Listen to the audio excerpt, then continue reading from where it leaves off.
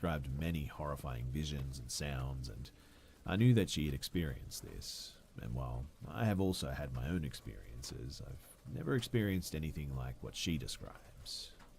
I have never judged her for what she describes, and I've always kept an open mind. I do believe in the paranormal, but I also believe in people needing psychiatric help. As for which one, it's always been pretty irrelevant too. It did not take long after we started dating for me to also share some of her experience to brush off. Not feeling right in certain parts of the house was pretty commonly write off as tricks of the imagination, just stress or what have you, even though we had both seen it at the same time. She says that the things that she usually sees are not of great detail. If she was to observe them, she would never be able to make out the details, nor make sense of the words that she hears. There's no facial details, clothing, anything of that nature. Now, I don't know if this just means that they're pure black, or if they're more of a blur or something. I'm not too sure, but she says that there are two exceptions, though.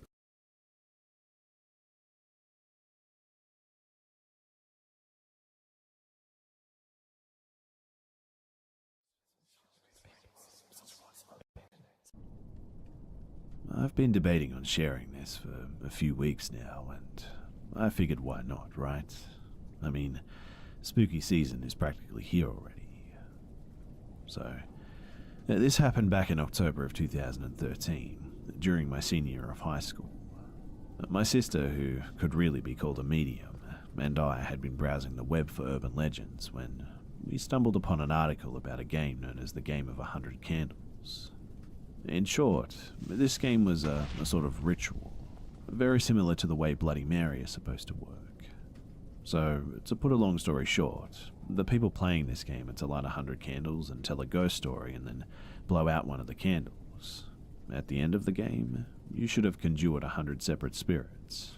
And, like every ritual game, it warns you to play at your own risk. But, no big deal, right? None of these things are real. So, we found a night where our mum wouldn't be home until after 2 AM and planned for our game.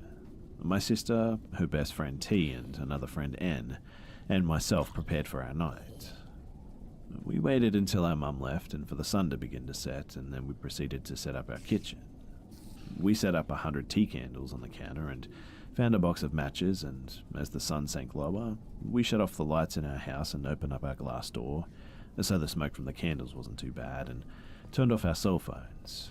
And around 7:30, once it was perfectly dark, we started the game by lighting the candles. At first, we just told light-hearted stories, like I saw a ghost and it went boo kind of thing.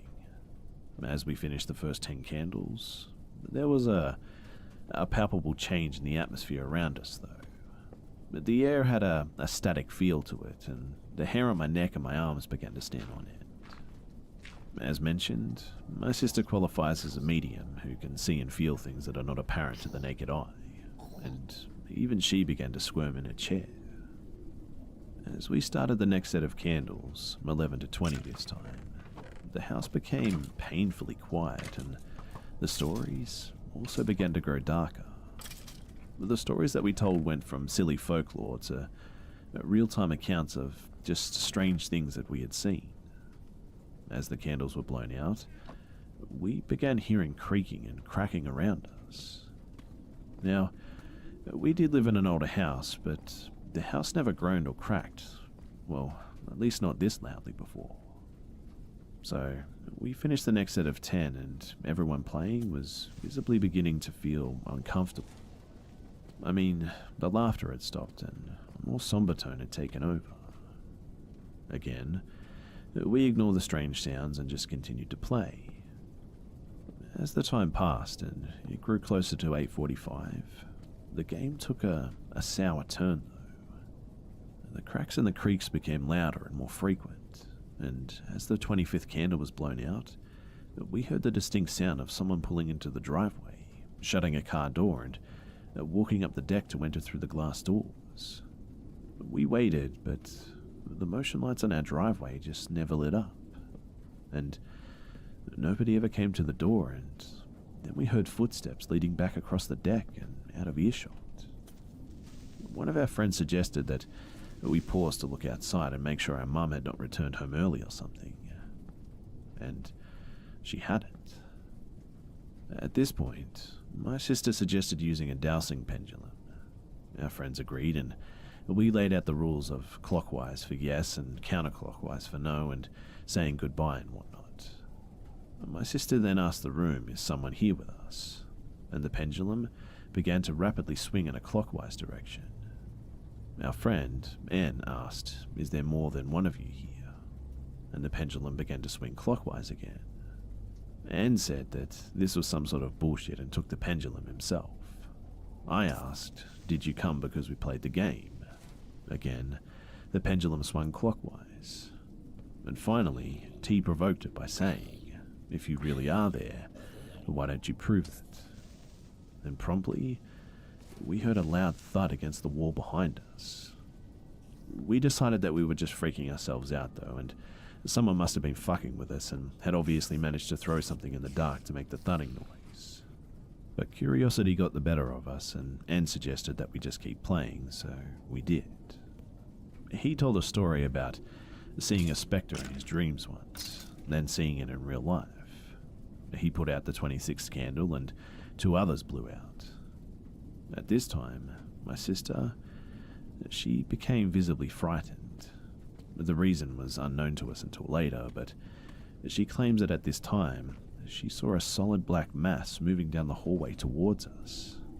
It felt like the house had become 10 degrees cooler after this candle was blown out too, and we all felt that. We sat in silence for a moment before Anne says, "If you're really here, I need a sign." And this is when shit just really hit the fan. We heard heavy, loud footsteps coming down the hallway and the doors creaking open. The flames of the candle started to waver with no wind, and Anne grabbed my hand and whispered that something was breathing behind him, even though I'm seated to his right and my sister and her friend are directly across from us and we couldn't see anything. Anne freezes up though, and then turns around suddenly with nothing behind him.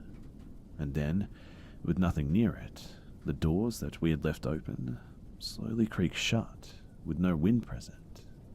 Then, T says that someone is touching his arm, and then his neck, and then his face.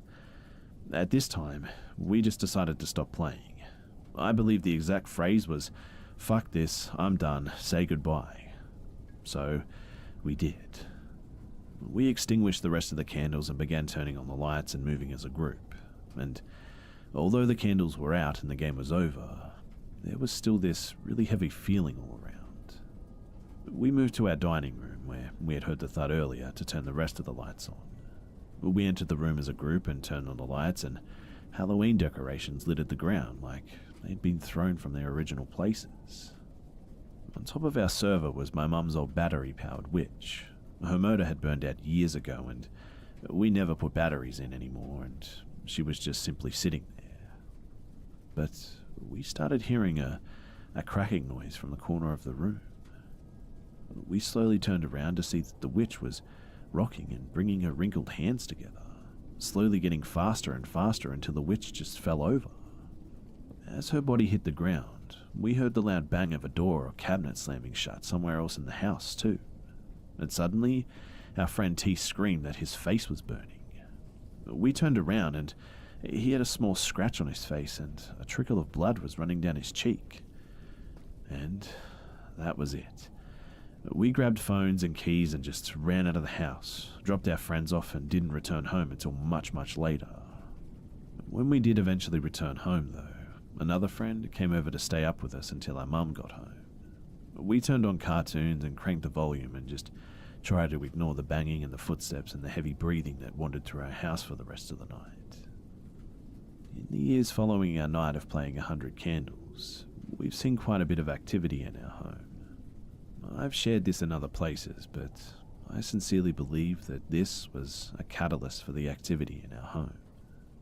I have since moved, but my sister, she remains in our home and still frequently experiences phenomena, including seeing the shadowy figure occasionally.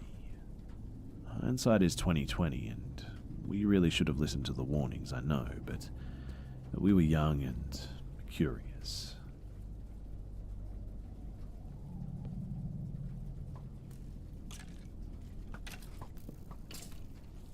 Many years ago, I worked on an ambulance first responding to 911 calls and all that.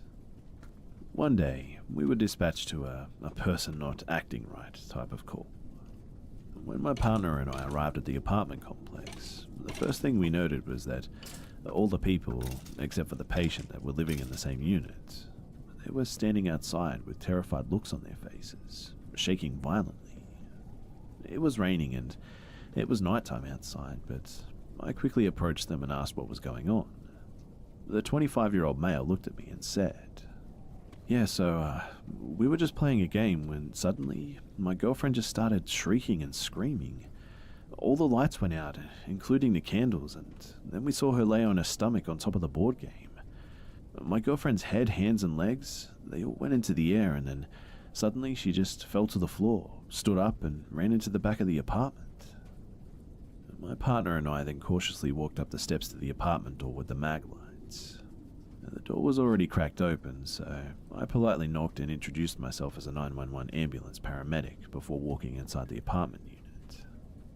The light switch didn't work, but I could hear a creaking wooden noise in the background, just squeaking back and forth. All the walls were painted dark colors like black and maroon, and it was obvious that these people liked heavy metal, skulls, and dark paintings because they were represented all over the walls. I started walking through the apartment calling out for the patient, looking for any sign of her. As I walked deeper and deeper into the unit, it just started getting colder and colder. Finally, I saw her in a rocking chair. She was slowly rocking back and forth and just looking straight forward. I introduced myself to her and asked her what's going on. There was no answer from her, and she just kept rocking back and forth. I got up close to her looking for any medical abnormalities, and her eyes were so dark. Either her pupils were that big or her eye color was just that dark. But all of her other vital signs were pretty normal. Her blood sugar was normal. She didn't appear to be having any seizure activity or anything.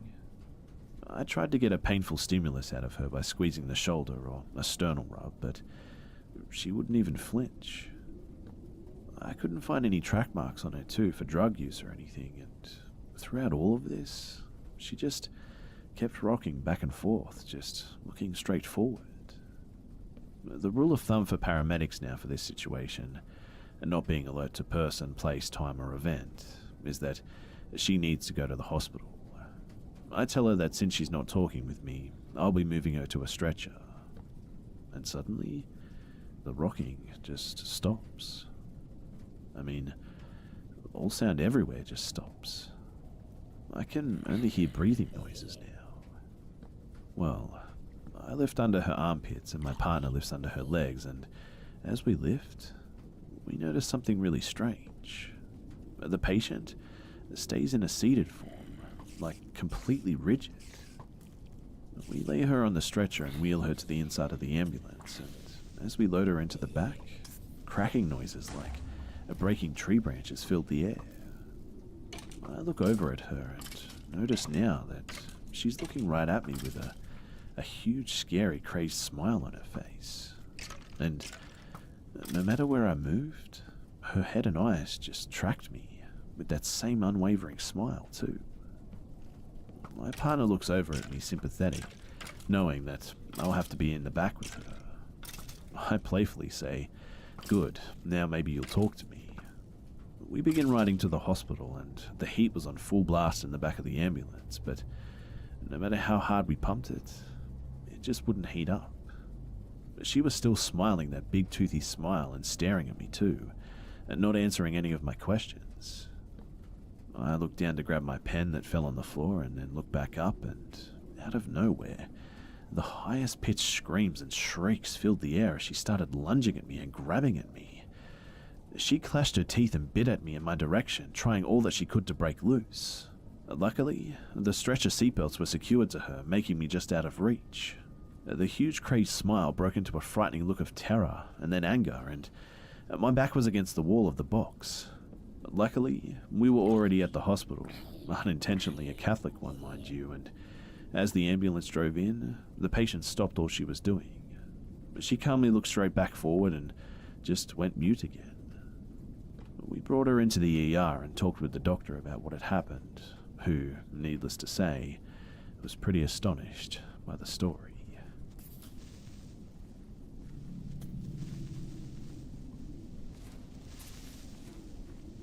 So, a bit of backstory first. I've been best friends with this girl since high school, I think. For probably close to 15 years now, in fact. I used to practically spend more time at her house than my own. Her parents are great people, and they treated me like another daughter because my parents are pretty awful themselves. However, my best friend started dating a guy about 1.5 years ago, and since they got serious, we haven't hung out much at all. She has since bought a house and moved in with him too, and I spend a lot more time at their house now, but it's been nearly 2 years since I've spent any time in her parents' home aside from going over there for the holidays and whatnot. At some point though, within the past year or so, her mum got really into estate sales. She would go and buy antiques and then either fill her house up with them or try to resell them on eBay. I don't know if this is related to the experiences that I've been having, but I find it hard to believe that these strange occurrences have nothing to do with all the objects belonging to the dead people that they now have in their house. Anyway, my best friend's parents contacted me about pet sitting for them while they went on vacation for a week. I was glad to do it because I owe them a lot, and honestly, I love their 3 dogs. I've known them since they were puppies, and they had the 3 dogs shut in the tiled kitchen or dining sunroom area using a baby gate. That way, if there were any accidents, it was easy to clean since there was no carpet. Plus, the oldest dog, a bulldog, overheats easily, so he likes to be sprawled out on the tiles. The bowls of dog food and water were left out for them, and I was supposed to head over there for 2 or 3 times a day to just spend maybe an hour there. No big deal. So, the first day I showed up to let the dogs outside, I do all my other duties. The gate between the kitchen and the rest of the house had been knocked down though. It was honestly not really something that I had thought twice about. The dogs probably knocked it over themselves being bored or something. But 2 of the dogs were still in the kitchen though. The gate had fallen in a way that prevented them from easily getting out.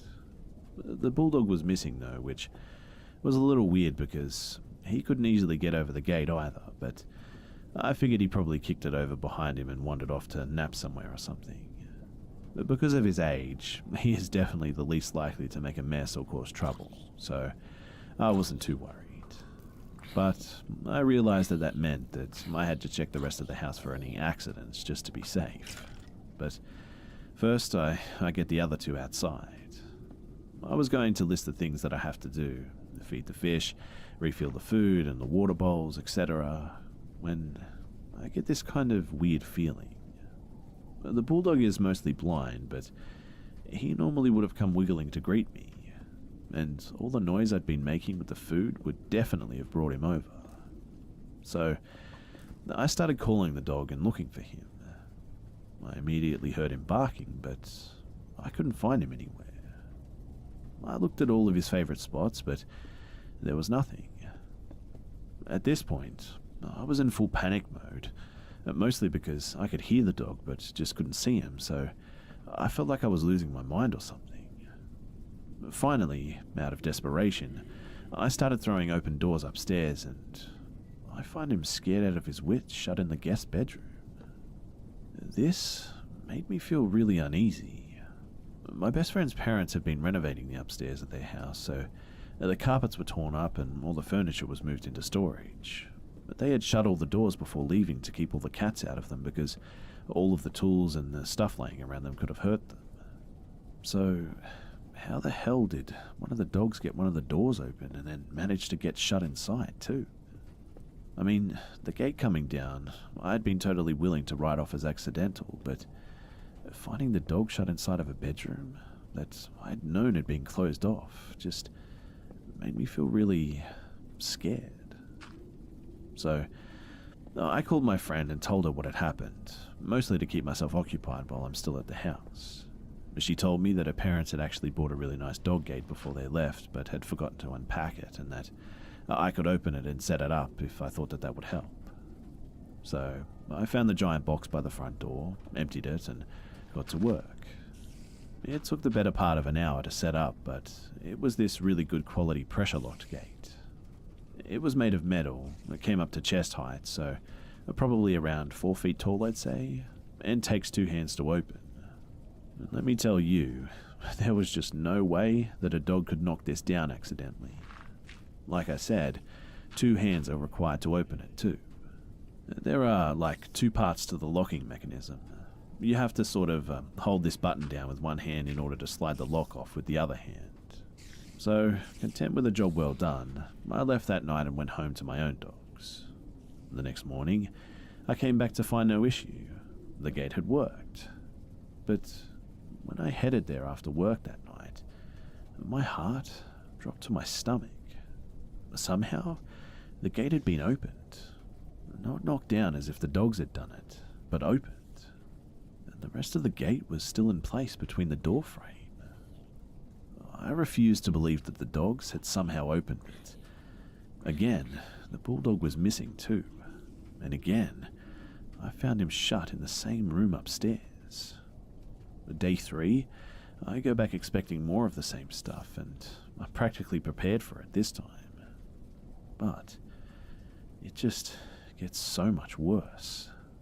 So, the kitchen and the dining room and the sunroom and the living room are all arranged in a sort of circle. From the living room, you head into the kitchen, and from the kitchen, you move into the dining room or the sunroom, and then from there, you can head through a door into the living room. However, the door between the living room and the sunroom is always locked. Not just closed, but actually locked. And to keep anyone from getting any funny ideas, they actually have a chair directly in front of the door, blocking it from opening. The reason they do this is because the way that the door swings open, if someone were to open it, the door would hit their expensive sound equipment for their TV. This door is not used regularly and has not been used since I met her. In fact, they had recently put a treadmill in the sunroom that totally blocks the door from being used. What I'm trying to say is that that's how infrequently this door is used. Anyway, I walk into the house that night and was greeted by the dogs. Okay, I guess the gate is opened again. Awesome. Except this time, the gate was opened, and so was the door to the living room. The armchair that blocks the door had been pushed out of the way too, and the door itself was unlocked. The key is left in the lock usually, and the door was just flung wide open. Now, while I do believe in the paranormal, I am naturally a pretty massive skeptic. I really don't believe any of the stories that I read online or any of the things that I see on TV. But at this point, I am terrified of my friend's parents' house. I know it hasn't been anything really bad, but I just don't want to be alone when that weird stuff is going on. Even if the door was somehow just accidentally unlocked, unlikely mind you, but since I didn't personally check, who knows? I can't think of a rational explanation for how that chair moved. And I also don't have an explanation for the dog being shut in the one room, especially the second time it happened, when I know that I personally double-checked the door and made sure that it was firmly shut. I love and respect the family a lot, but I don't know how to tell them that I can't pet sit for them anymore. I just don't want to be in that house alone anymore. Anyway, I finished the pet sitting many days ago, and I went back a handful of times with either my sister or my best friend, never alone, mind you. And the times I went to check on the dogs with someone else, there was nothing weird. But I am currently in the talks with them about setting up a camera, so I'll keep you updated if there's anything further.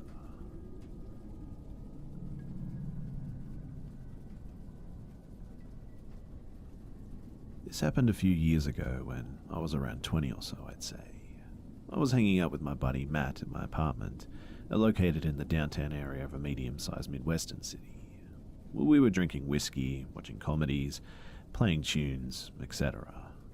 He mentions that he has a close friend, Emily, who used to live in my apartment building with her mother, and she now apparently lives across the street from me, and he thought it would be a really good idea if we met because apparently we're very similar and I was single and ready to mingle at that point in my life, so why not? So he rings her cell and tells her to come by my place. She arrived at my apartment and I instantly became fond of her. She was hilarious, was very pretty, and a musician just like me. She was around 30, so 10 years older than me. My friend Matt was 35. I've always had friends that are much older for some reason, and we played songs together and laughed hysterically for hours. Matt decided to go home, leaving us two alone, and we chilled for a while longer, ended up making out, and got all of her contact info before she told me that she was going home and that we should meet up soon. Over the next few weeks, we develop a strong relationship and we hang out almost daily. I would throw some pajamas on and just walk across the street and we'd get wasted and watch movies together. Quite honestly, it was just really awesome. After arriving home from my 10-day trip to New York City, things got really weird though. The day that I returned, she asked if she could come over, so I unpacked all my stuff and then told her to stop by. She rings the buzzer, takes the elevator 7 floors up to my apartment, and lets herself in. I was talking non-stop about all of the awesome things I did and the people I met in New York City, and I could just immediately tell that she didn't want to hear any of it. She would change the subject every time I brought it up, and eventually she just said, "Can you stop talking about New York? I really don't give a fuck." I was surprised to hear her speak like this. The Emily that I'd been getting to know was not like that. She was caring and passionate and just an amazing person. Or so I thought. Fast forward to a few nights later, and I had just gotten home from working a 12-hour shift and I collapsed in bed, ready to pass out for the night. It's about 9 p.m. and I get a text from Emily that says, "Hey, what's up?" I don't feel much like replying at that moment because honestly, I'm just too exhausted and our last hangout was just too weird for me to comprehend, so I'm still trying to decide how to deal with that. So I plug my phone into charge and turn off the lights and just fall asleep pretty effortlessly. But then, I wake up to somebody pounding on my door and screaming at the top of their lungs, "Open the fucking door, let me in now." My entire apartment reeks like cigarette smoke, and I grab my phone from beside my bed, my heart beating a million miles per hour, 27 missed phone calls, a bunch of text messages, all from Emily, and I scan through the text while she's still at the door screaming, trying to break down my door. The most recent text from her is a long one claiming that I'm a piece of shit for not responding to a text earlier, and that she's coming over to beat the shit out of me for not doing so. She had a key to the building still, from when she used to live there. So I get out of bed, nearly having a panic attack, and try to decide what my next move should be. Should I open the door to calm her down? Should I call the police? Should I just ignore her? I decide to open the door though, and she begins wailing on me, swinging her arms, trying to hit me. She was smoking a cigarette, and there were 3 cigarette butts on the ground next to her. Smoking indoors was prohibited in my apartment building. She was very obviously on some sort of drug though. She just kept screaming at me, telling me how awful I am for not responding to her text messages, slurring her speech and losing her balance. I was somehow able to calm her down, and I took her to the roof of the apartment building, which had a pretty nice enclosed picnic table area. We sat beside one another, and she was quiet now, finally. She kept asking me how I could be such an asshole and that I need to explain myself. And the look in her eyes was just pure evil as she spoke to me in this calm demeanor. I said to her, "Emily, I don't ever want to speak to you again after tonight. This whole scenario is absolutely insane. You need help. Let me walk you home." I take her home and I return to my apartment to attempt sleeping again, at which I don't succeed this time. A couple of days later, I return home from work and there's an envelope taped to my door. I open it and it's a handwritten letter from Emily apologizing and saying that I'm a beautiful human who doesn't deserve an evil person like her in their life. There was a candy bar attached to the envelope too, one that I'd never heard of that she always told me that I needed to try. I never spoke to her again after this, but from what Matt tells me, which, by the way, he always knew that she was a problematic person, she's a heavy user of crack now and is working as a food runner in a restaurant nearby. needless to say, I did not try that candy bar.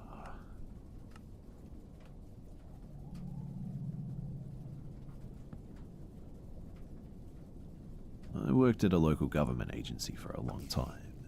Each summer, we would get a new crop of interns too. Most of them were fine, but some caused issues, like when we caught 2 of them actually making out in the file room. But overall, they were just normal kids from high school or college just trying to get some work experience.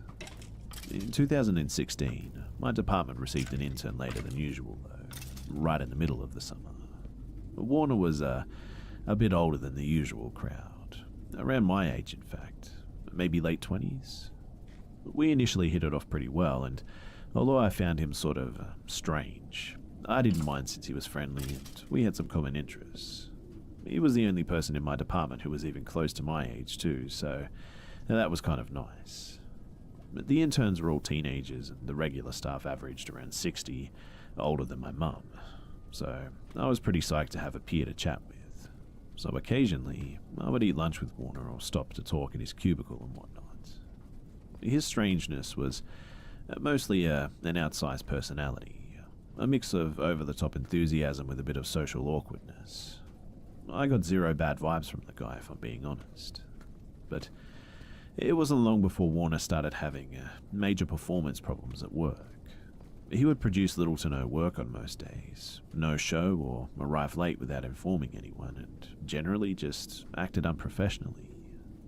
One day, he showed up for work at 3:15 p.m. when our workday ended at 4:30. The office manager was livid and told him to just go home. His behavior bothered nearly everyone in my office too, but I didn't supervise him and we had plenty of slacker interns in the past. While his antics were a bit of a spectacle, it wasn't a big deal to me. Now, if you're wondering why he wasn't let go, 2 words: political favor. I found out from Warner himself that he was hired because his uncle donated to the campaign of our big boss. In other words, he wasn't going anywhere. Near the end of that summer, though, I put in my notice that I was leaving my job and relocating to a new state. Once Warner caught wind of this, he would constantly complain that it sucked that I was leaving because we barely had time to become friends. I would always laugh lightly in response and give him a sympathetic yeah, but he would start to monopolize my time at work more and more, and it became disruptive to the people who sat near me, in fact. I found it slightly annoying, but I also was extremely happy to be leaving that job for reasons unrelated to Warner, and I spent my last month there not caring much about my co-workers and what they thought, so I tolerated him lingering by my desk. One day, though, he caught me leaving work and offered me a ride home. I usually took the bus, and occasionally other co-workers would offer me rides home if they were going my way, so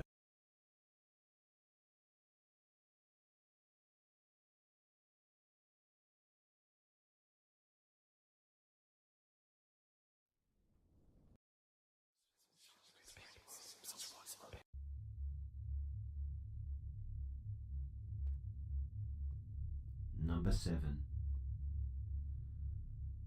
On the 30th of August 2015, an anonymous user posted a picture on the 4chan website of a toe with the description, "Dubs decides what I do." It wasn't long after this that another user suggested that the original poster cut off the toe. Soon after this, the original poster provided an update with a picture of the toe with a type of band tied tightly in an attempt to cut off circulation from the toe. 4chan users began posting, and it wasn't long after this another update from the original poster was provided to the 4chan community. The post contained a picture of the original poster's toe having now been mutilated and cut off. The post was quickly taken down.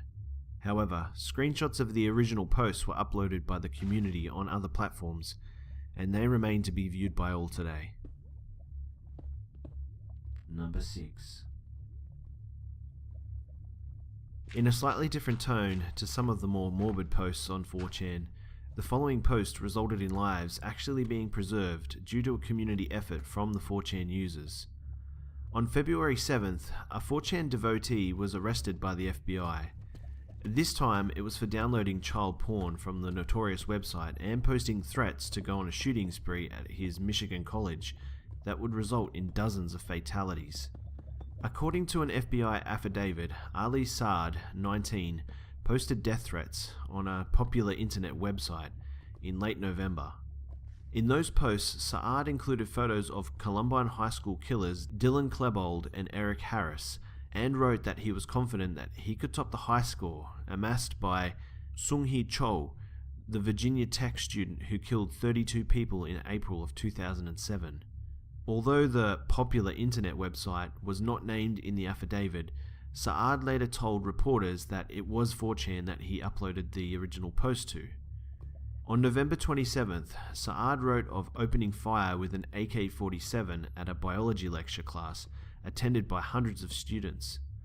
Quote, 500 plus students, LOL, unquote, he wrote according to an FBI agent.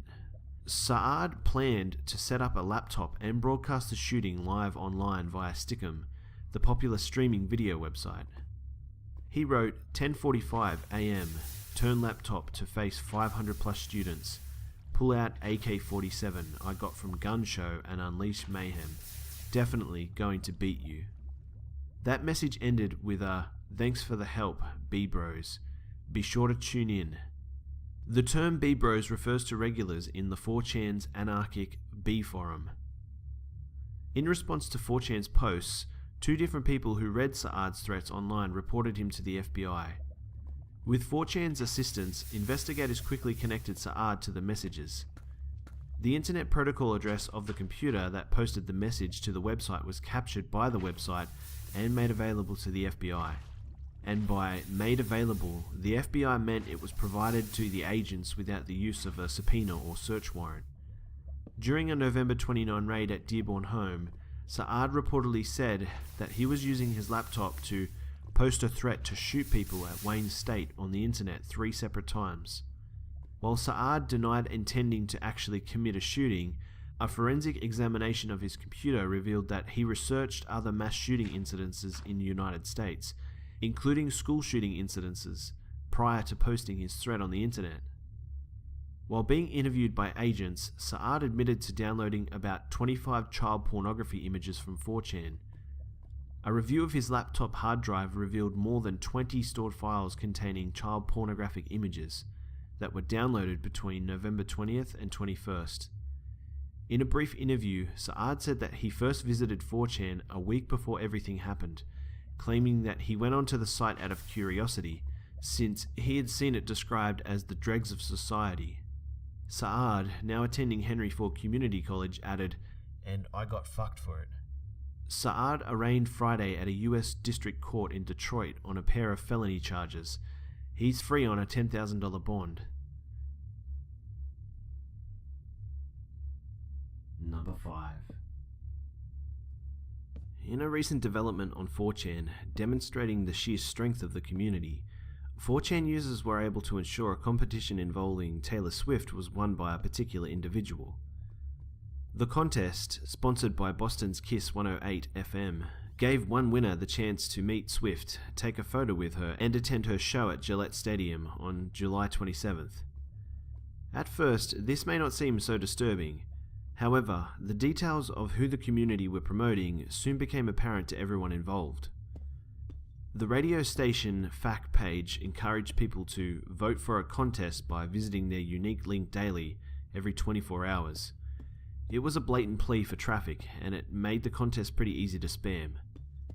Late Monday night, 4chan began voting for one lonely, quote, fat old guy creep named Charles to help, quote, give him a chance to make a complete ass of himself by blatantly just sniffing her hair with cameras rolling, unquote. The original post requesting the support of the community read as follows. "This is Taylor Swift. She's fucking hot. You know it. A local radio station has a contest going to give some lucky teeny bopper a chance to meet her. My creepy 39-year-old friend named Charles would like to crush all those girls' dreams and then sniff Taylor Swift's hair 'cause he's into that, by winning this instead. He's made it to 25th place out of over 3,000 applicants with just his friend's support, but he's hitting a plateau. Help him crush the dreams of these girls and give him a chance to make a complete ass of himself by blatantly just sniffing her hair with So my parents divorced when I was 7 years old. I have an older brother who was 9 at the time of the divorce, and my mum got full custody of us, and we would only see our dad every other weekend. My mum was a waitress, so she didn't have a steady income, and we struggled a lot. And because of that, we moved around a lot, because we were constantly being evicted from our homes. When I was about 10 years old, we settled down in a home in a not-so-great part of town. Despite this was the biggest and nice house that we had ever had. It was also really cheap compared to the other places that we stayed in the years prior. But there were always creepy things that happened in this house. For instance, our TV in the living room would just turn on and off by itself. One night, in fact, my brother and I were laying on the couch in our living room just trying to go to sleep.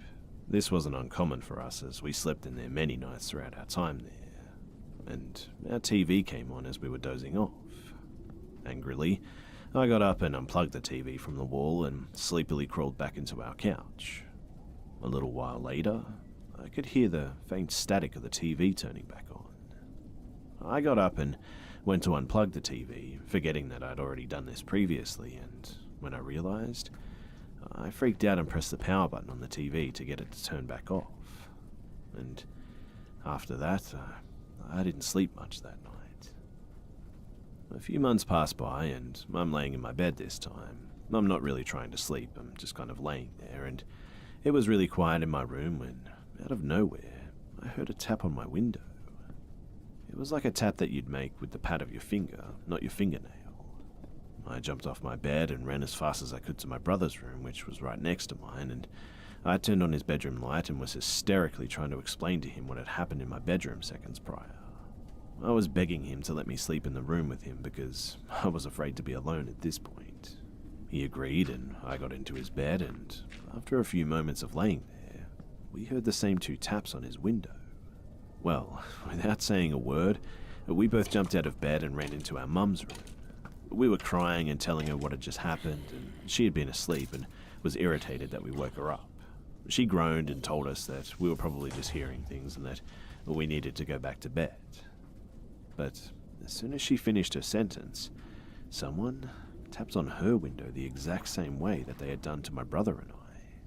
My mum obviously shot up at this and told us that we could sleep with her that night. Somehow, we all managed to get to sleep that night with no further disturbances, but it was creepy. Another thing that happened was during the summer when my brother and I were at school. My mum worked every day from around 8 to 3 p.m, so she would leave us at home with her boyfriend at the time. He was a nice guy, but he didn't really do much. He just stayed awake all night and slept all day long. It was early in the morning, and my brother and I were playing hide-and-seek tag. This is pretty much just hide-and-seek, but when you find the person, you have to tag them before it was their turn. We made sure to be as quiet as possible, so as we didn't wake my mum's boyfriend. I was the seeker, and I found my brother, but before I could tag him, he just jumped up and ran outside. I chased after him and shut the door behind me, and after a quick loop around the house, my brother went back inside. He stopped at the door, and I tagged him and laughed out, "You're it." He looked at me confused, and I asked, "What's wrong?" He looked at me and said, "The door's locked." I thought that he was crazy, and I went to open the door, and sure enough, it was locked. But it wasn't locked by the knob. The deadbolt was locked. Something that could only be done from the inside. We ran to my mum's bedroom and banged on the window trying to wake up her boyfriend. He was a heavy sleeper and actually never woke up to let us in.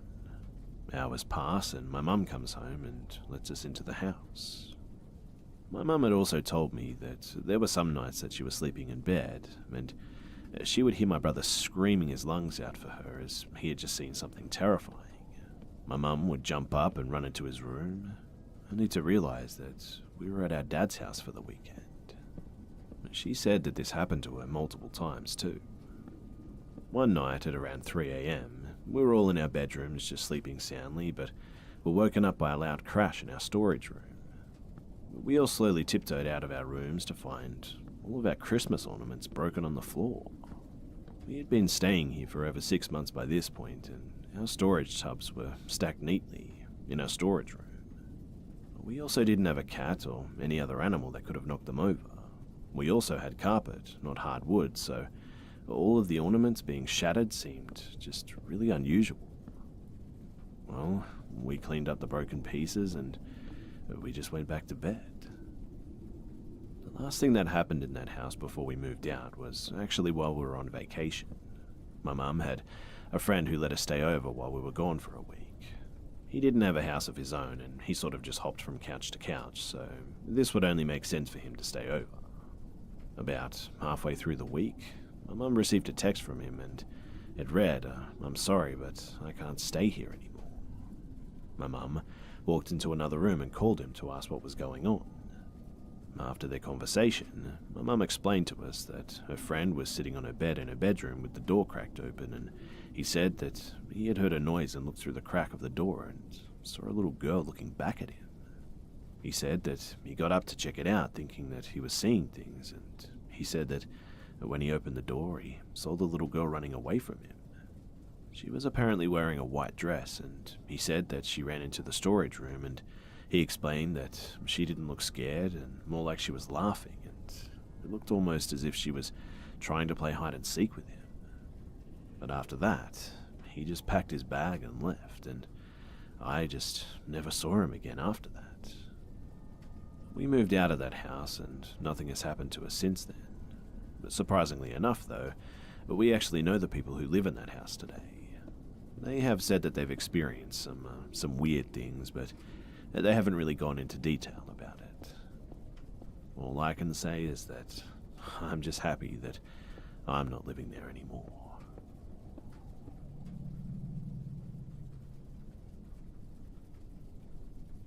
My uncle had always told me about some strange things happening in my grandmother's house when he spent the night. First, I'm going to talk about his experience and then mine. I'll try and keep this short. So, to give some backstory on how this house is so haunted, my grandmother has had 2 miscarriages, one boy, one girl, and her husband, aka my grandfather, passed around the time that this all started happening. My uncle would tell me of events of pots smashing together to wake them up in the middle of the night and seeing shadows and all sorts of stuff. But his most memorable experience was when he was making food around 10 p.m, when he asked my little cousin if she wanted any food. With the living room being right down the hall from the kitchen, he heard her reply yes.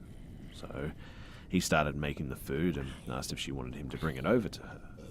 Another faint yes was heard again, so he brings the plate down the hallway to the living room, only to find her dead asleep on the couch. He wakes her up asking if she had been talking to him the whole time, and she replied no. Why? Still groggy from just being woken up. This, obviously, sent shivers down his spine. Now, my experience, my cousin and I had spent the night together at my grandmother's house to keep her company so that she wouldn't have to be alone there. But we went outside for a quick smoke and then went back in to finally get some sleep. He slept upstairs while I slept downstairs, and I turned the TV on for some background noise and passed out on the couch. It was around 2 a.m. when I was woken up to the sound of people whispering from the kitchen. Now, let me remind you that I was asleep on the couch in the living room, which is down the hall from the kitchen. So, me being the curious 17-year-old at the time that I was, I decided to see who was awake and what they were doing. The closer I got to the kitchen, the louder the whispers seemed to get too. And as I stepped into the kitchen, the whispers just stopped and I was left alone with only the sound of my breath going on. I could have swore that I heard people talking in here though, I thought to myself. I decided to look around the house a little more to make sure it wasn't coming from a different room, and after every room being empty, I just decided to brush it off and head back to the couch. I only made it halfway down the hallway though to the living room when I started hearing the whispers again. I couldn't make out any words. It just sounded kind of like a group of people talking together in a low voice. I decided to turn around one last time when again the whispers stopped and I was left in the kitchen by myself again. At this point, I was freaking out pretty bad, but decided to just sleep just to hurry up and get through the night. As I walked for the third time back to the living room, I started hearing the whispers again coming from behind me.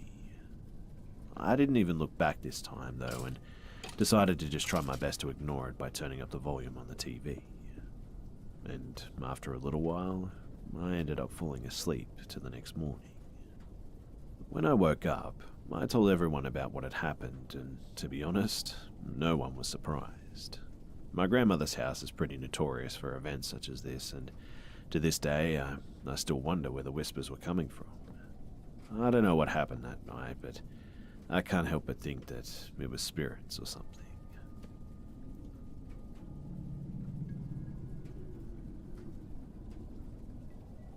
When I was around 11, I had awful nightmares. Reoccurring nightmares, in fact, about a terrifying character, and they would always start the same.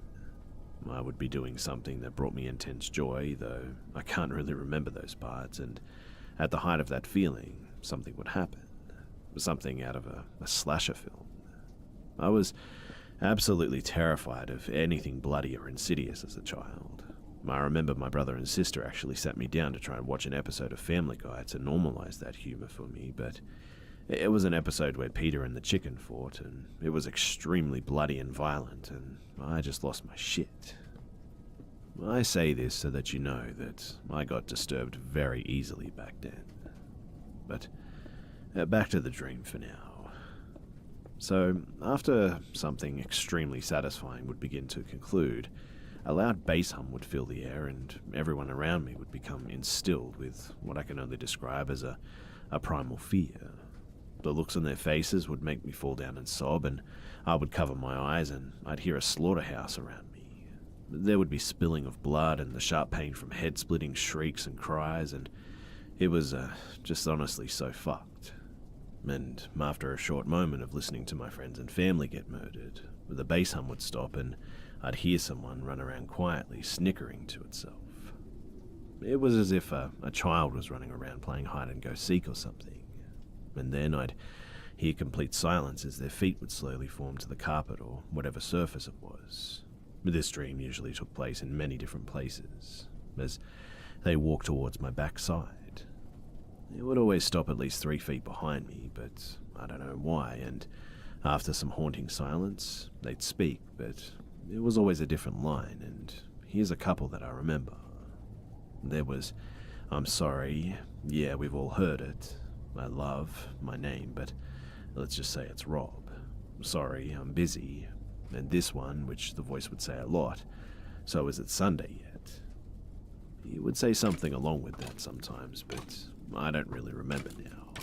His voice sounded like an older guy, deepening his voice, but also talking in a kind of kiddish tone, or just being a little goofy. It wasn't too deep, and it was also a little scratchy, and after that I'd wake up around 2 or 4 in the morning, unless I stayed up all night, which I'd wake up to be pretty late. So this all happened for a while, probably around 2 or 3 months, but when you're dealing with that stuff, it usually just feels longer, and it was also a long time ago, so it was probably shorter than that, but I'm not too sure. It didn't stop abruptly, though. I just had dreams less and less, and it really fucked me up as a kid, and it kind of changed me. It didn't turn me into a different person or anything. I just got much more serious and paranoid after that, which eventually went away. And now, I come to my actual experience. So, this was around 2 years ago, I think. I was living with my mum in an apartment, and I just went to the movies with 3 of my friends. We didn't really enjoy the movie or anything, and left early to head to my place, and we arrived, and all of us kind of slumped onto the furniture in the bedroom because we had walked back. So, as we sat down and I turned the TV on for my friends, I heard faint talking in the back, but my mum was home, so I didn't think much about it. We put on a Paranormal Activity show because we actually enjoyed that movie, but but really we just sat and talked around and joked mostly. It was honestly a great night, and I had liked a girl that was there who was a friend of mine, and we were really hitting it off all night, but in the middle of us joking about the movie, I heard my mum call me. I hushed my friends and paused the movie and yelled, "What, Ma?" There was no answer, so I yelled louder, "Ma, what?" There was no answer again, so I got up and went to the entrance of the hallway, intent on going to my mother's room to express my annoyance for her having to get up and see her, but I stopped at the hallway because I heard a weird guttural sound from the back. The sound also echoed, so I knew it was from the bathroom. I yelled, "Mum, are you in the bathroom?" and my friends laughed at this. And then I recognized the voice. And then I remembered my mum was in Chico for the night, and I stopped, and I'm sure I had that same look as the ones I remembered in my dreams. My friends thought that I was just fucking around, like I just saw my mum come out of the shower or something. But then the voice spoke loud enough for them to hear, and I'll never forget what it said. It was kind of a jumbled mess, but the voice said, "Yeah, tonight I'll pick you up. Then I'll rip you in half. But how? How? Rob will know. But no. How? Forget." During that whole dialogue, I told my friends that we need to leave now, and I rushed outside as they looked dumbfounded and confused. That last word was the last thing that I heard as I slammed the door too, and I'm sure it would have continued. I ran to the street and called my mum, and she then told me to call the police, so I did. They showed up and did their usual thing and then just left, and obviously there wasn't anything in the house. They told us that it was late, but that doesn't mean it wasn't our neighbours, and I wanted to believe that too, but I swear that it sounded exactly what I heard when I was a kid. And I swear that it was definitely in my bathroom. Well, after that, my friends told me that it was fine, and they all went home, hiding how scared that they were, probably trying to make me feel better or something. I knew too, because my best friend was supposed to stay over, but all of a sudden, his mum needed him to do stuff at 12 at night. I began to have a dream that night again, and I forced myself awake just as I heard that bass hum. I ran for the lights, and I didn't sleep much for the next week and a half. But I haven't had that dream since. I know I might sound crazy, but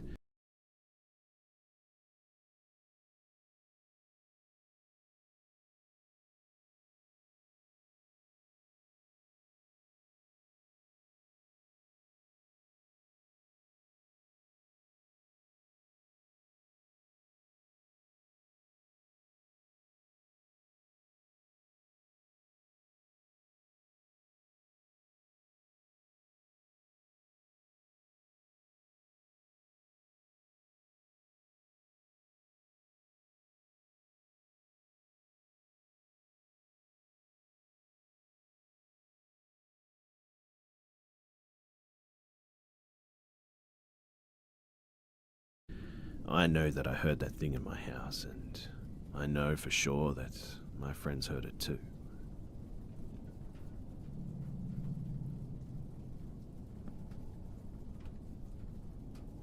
So, I'll get started with a little bit about myself. I'm 19 years old and currently live in the UK. Previously, I was an extreme skeptic of all things supernatural.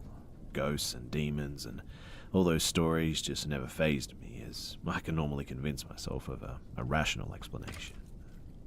However, lately I've had strange experiences that seem to have changed the way that I think. Not about ghosts or that sort of stuff, but about aliens.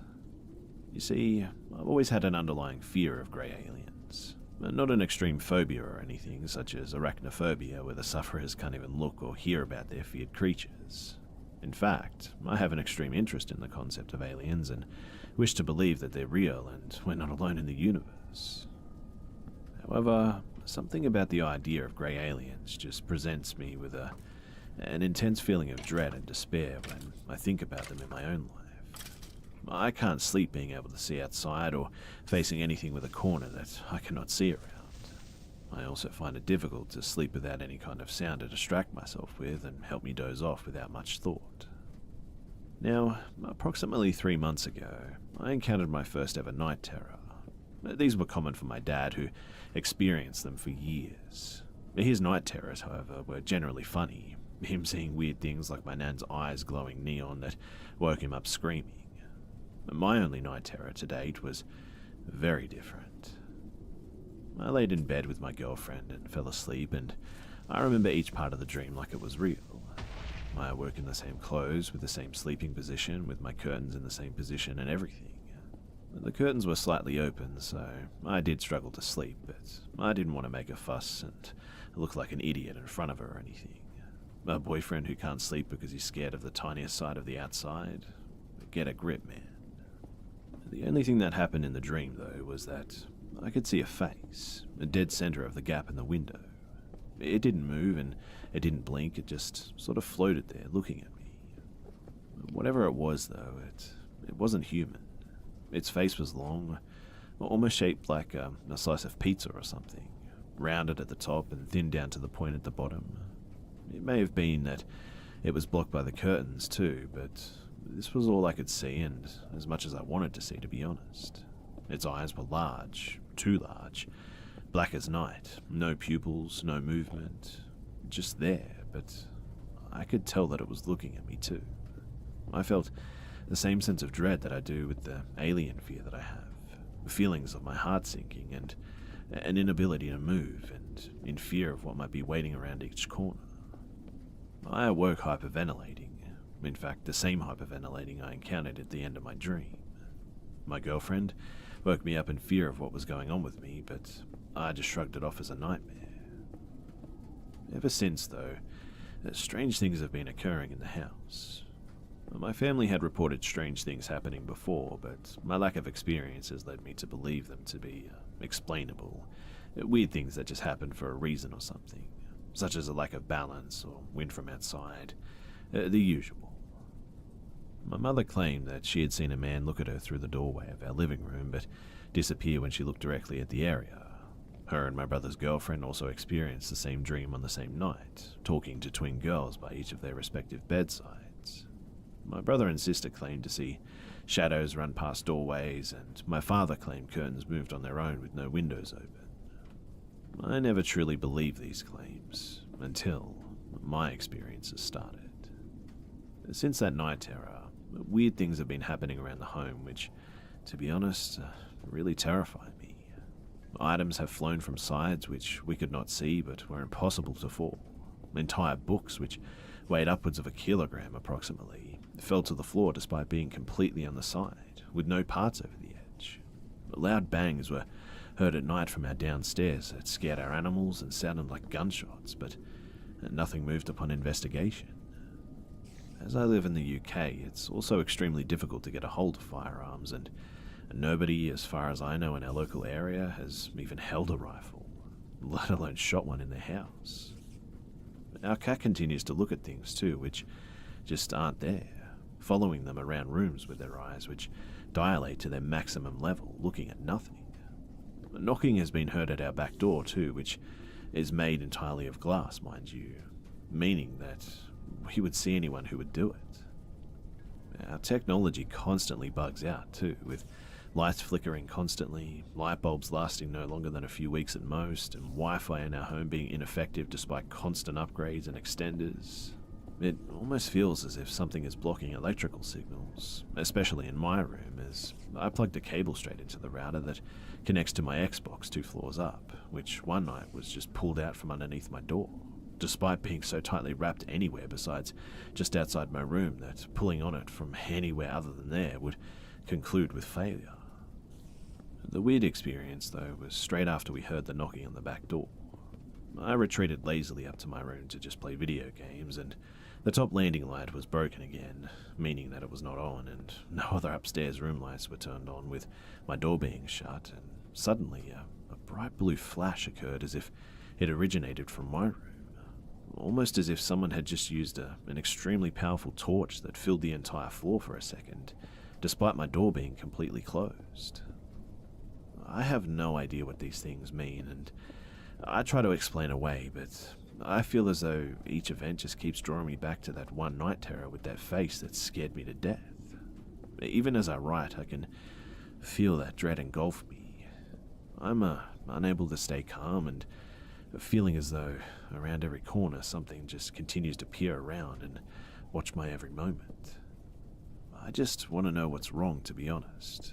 If it is psychological, then what can I do to fix it? I don't know if it is aliens like I believe it might be, but that dread that I feel with the face, these events, and my previous feelings about aliens are one and the same, and I want to know what I can do to just make it stop.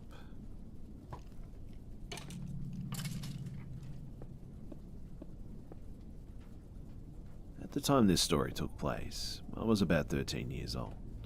My parents split when I was pretty young, and my mum had to provide for my sister and myself, and my mum is really honest and thorough with her work, so she found it rewarding to clean offices and houses for money.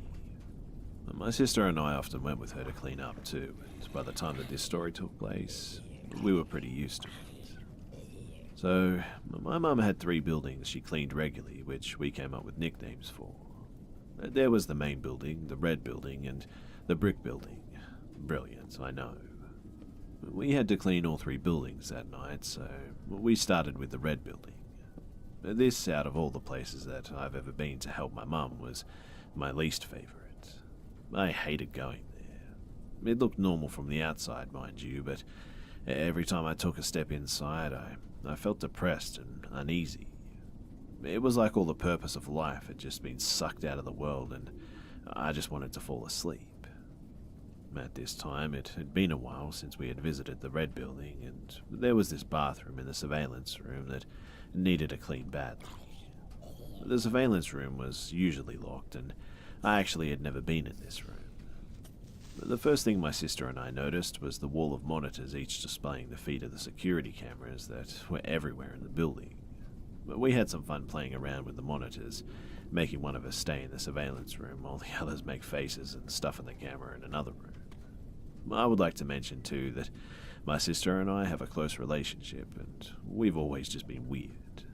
We both laugh at jokes and stupid stuff, and we also like to scare each other. Anyway, our mum got on to us about goofing around and assigned us both some jobs. After about an hour and a half of scrubbing and vacuuming and whatnot, we were almost done, and my mum was in the break room kitchen and my sister was hovering somewhere nearby. I was extremely tired by this point, and I just wanted to lie down or do anything except work. I was watching my mum prepare the water to mop the kitchen with when she asked me if I would like to mop or go and turn off the lights upstairs.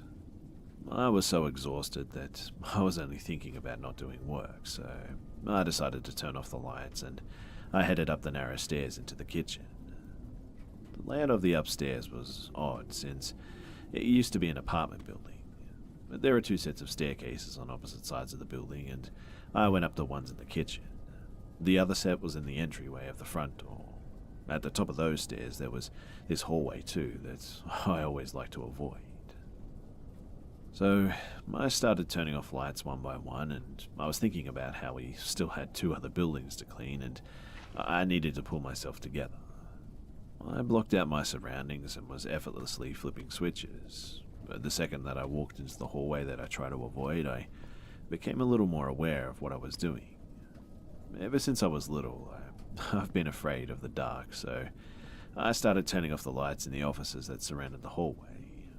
I got carried away in shutting off the lights, to which, when I reached the point to turn off the hallway light, I jumped from a small step in an office doorway to the center of the hall. The hallway ceiling was really high, so the light switch was actually just a string that dangled from it. I wrapped my hand around the string and pulled, and as soon as the room went dark, I was filled with dread. And then I heard a very soft grunt coming from behind me. It sounded like when a person dies naturally and their body relaxes or something, so all the air in their lungs is just released. As soon as I heard it, my whole body stiffened with fear too, and adrenaline, and I started to sweat. It felt like if I turned around, I was going to die or something. like whatever I saw, if I looked behind me, would consume me whole. I felt so powerless and terrified, and I didn't know what to think, and just that if I stayed there any longer, I was going to get hurt. My body took over my mind through adrenaline, and I ran down the stairs faster than I knew I could. I ran directly into the surveillance room, hoping that my sister was in there, and I called out her name. No response. I was so desperate and terrified that I ran over to the monitors and started scanning for anyone near me that I could run to. The first movement I saw was in the screen that showed the stairs that I had just run down, and I saw my sister walking down them with her coat and Boba Fett hat on with a mop in her hand. I took a deep breath and lied down on the couch that was in the surveillance room, and I was so relieved that it was my sister. I knew that she had just scared me and that she always did that, and it made perfect sense. I had thought that she mopped the kitchen and then followed me up the stairs and took the opportunity to scare me. After I calmed down, I walked into the kitchen where I saw my mum and my sister talking. I leaned on the island counter and told my sister that she scared me, and she looks at me and asks, "What?" I repeated myself, and she asks when she scared me. I told her that she came up behind me upstairs when I was turning off the lights, and I laughed and asked if I looked dumb running down the stairs. Both my mum and my sister weren't laughing, though. But they were staring at me with confused faces, so I asked them what. My sister began to say that she was downstairs talking to her mum ever since I walked up to turn the lights off. I told her that I knew that she was lying because I saw her on the cameras walking down the stairs. I described that I saw her holding a mop and that she was wearing both her hat and coat. And then my mum chimes in that my sister wasn't lying and that they really were talking. I began to think at this point that my mum was in the joke too, so I told my sister to follow me to the surveillance room, and I pointed to the exact monitor I saw her walking down the stairs on. And that was when she told me that she took off her coat the second we walked into the building and hadn't put it back on since. She also only walked down those stairs once with the mop, but that was way earlier. I was confused and a little bit scared, and when we packed up our things and we got into the car, my sister told me what doppelgangers are. I never knew what they were before this, and I had never heard a story about them either, which only makes it more terrifying for me, to be honest. I thought of every way that I could rationalize this, but nothing just ever made sense. First, I thought maybe the footage wasn't live, but then remembered how my sister and I were playing with the cameras. Maybe I was just paranoid about the dark, but I do know for sure what I felt was real. I still don't fully understand what happened, and I wonder what would have happened if I had turned around instead of running. Anyway, I know some people are bound not to believe me, but I'm thankful for the people that don't think I'm crazy because they've experienced the same exact thing.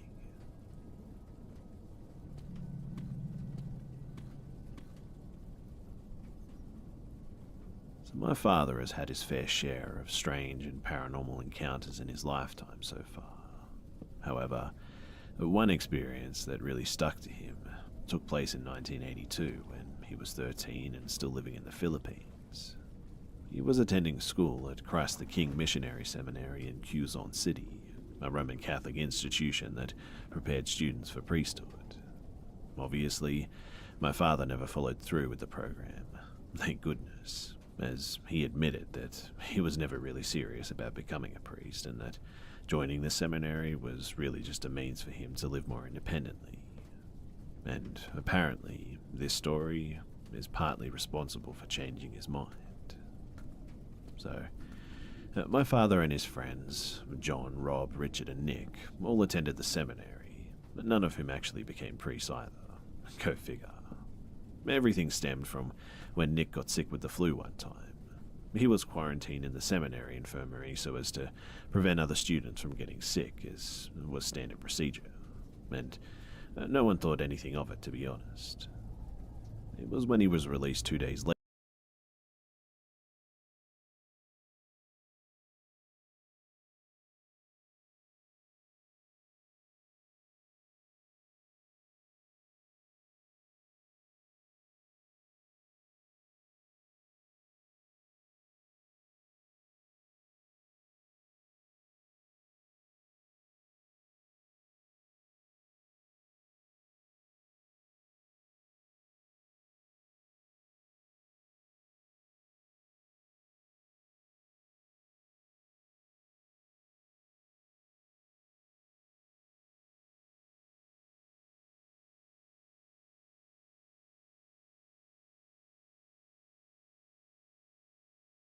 Hello.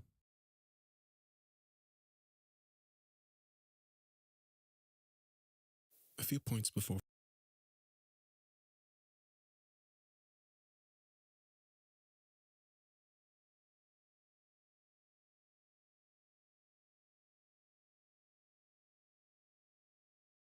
Hello. Before we begin,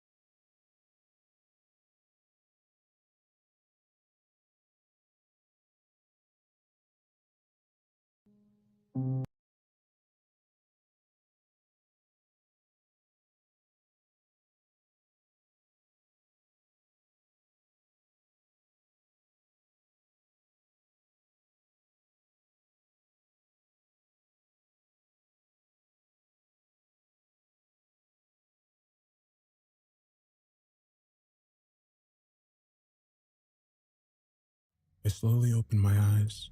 My head is swimming, and dull pain surrounds my throat. I was thirsty. That was the first thing I noticed. I licked my.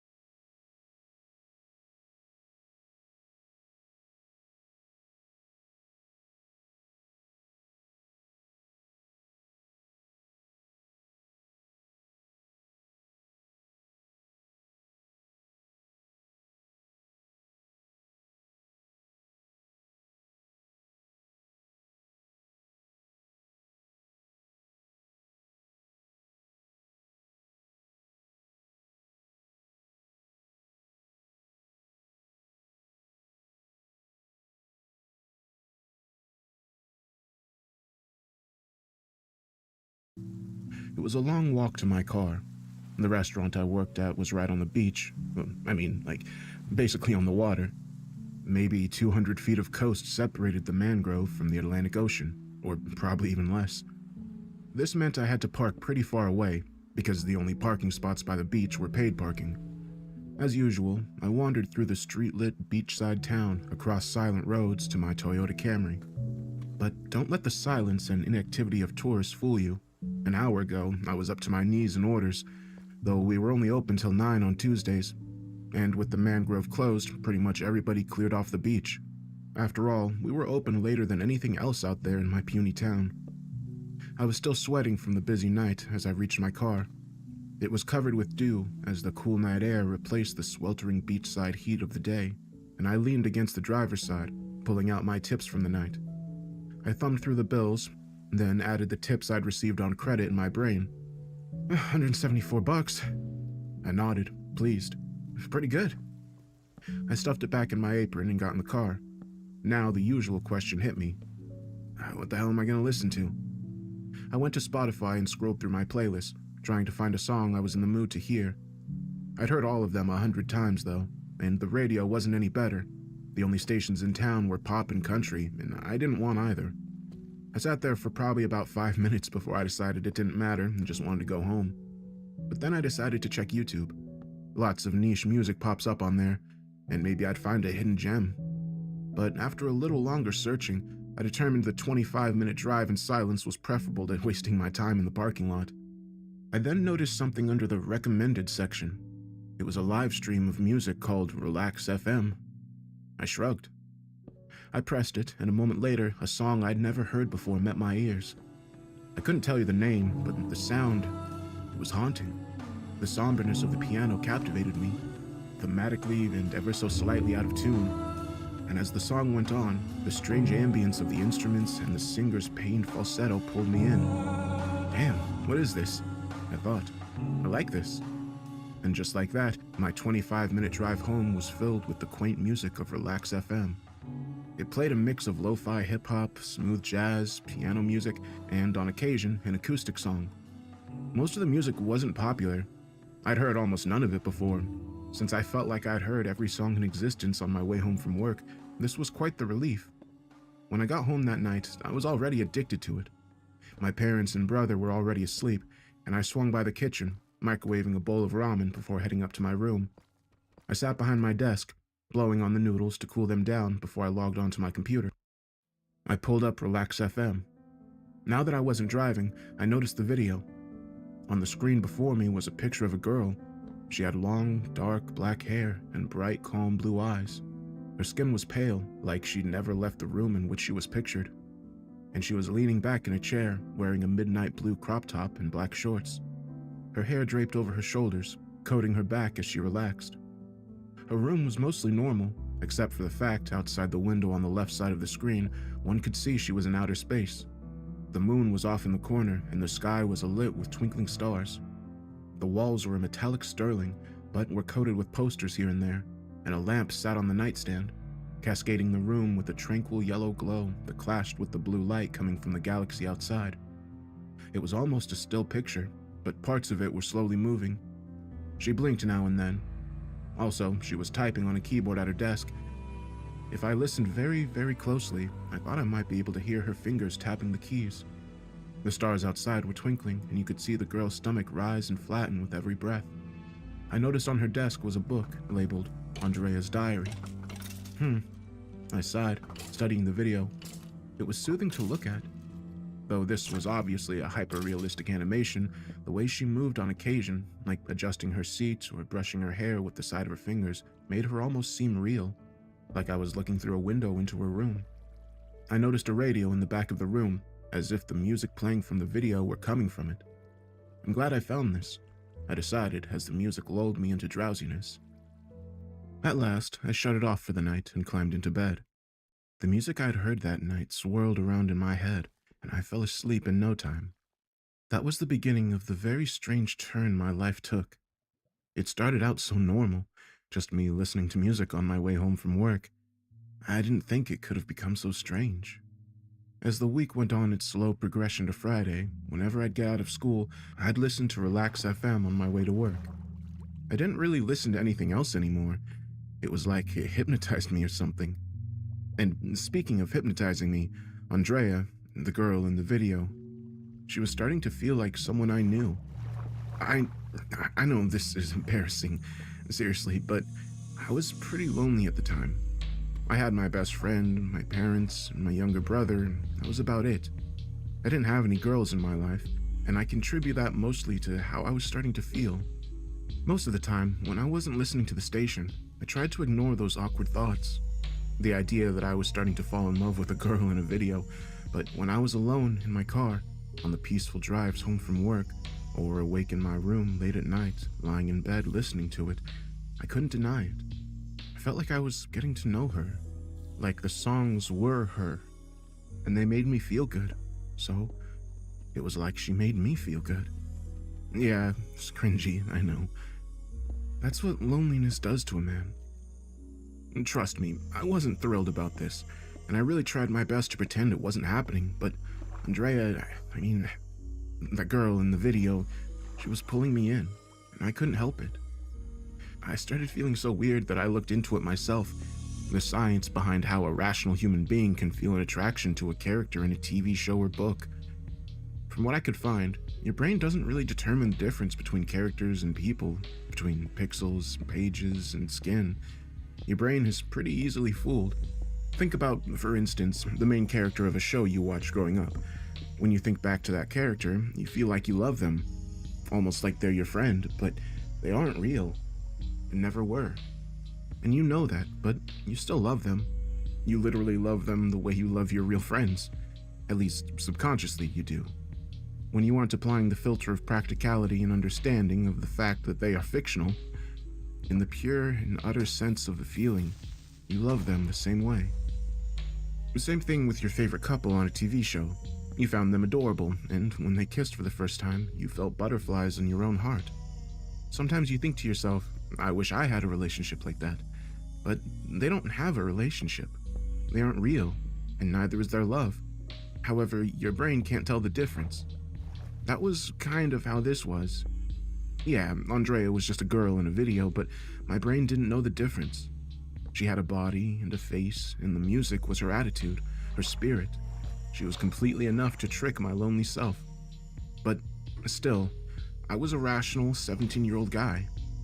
If I wasn't in a trance by myself listening to the music. Ugh. I cringed at the thought of me feeling that way. I knew it was asinine and awkward to say the least. I definitely didn't mention it to my friends or family. When Friday came, my friend Adley and I hung out pretty much all night just gaming together. I didn't listen to the station at all. Instead, we listened to our regular mix of classic rock and post-hardcore that accompanied our conquests in the game. This is where I started to feel awkward. As much as Relax FM wouldn't suit what we were doing, I wanted to see Andrea. I felt humiliated at the thought. I began having wished I could text her, like Adley was texting his girlfriend between games. I wished I could call her that night. It falsely excited me to think about, but she was fake. A GIF on a screen. Yo, Tony. Adley grinned, nudging my shoulder. You alright there, man? Yeah. Bro, you're Katie's ass tonight. I know. I guess I'm just kind of off in my own world tonight. Why is that? The match ended, and I glanced at the scoreboard, noticing I came in second to last on our team with 7 kills and 20 deaths. Yeah, trash. Adley sat up, facing me. He had dark features and a strong sincerity in his eyes. Something going on, man? No. Well, I mean, besides the usual, just lonely, I guess. You know? Bro, I told you before, girls ain't that big of a deal. You don't need a girl to be happy. And right there, I realized I was worse off than I'd originally thought. I wanted to tell him about Andrea.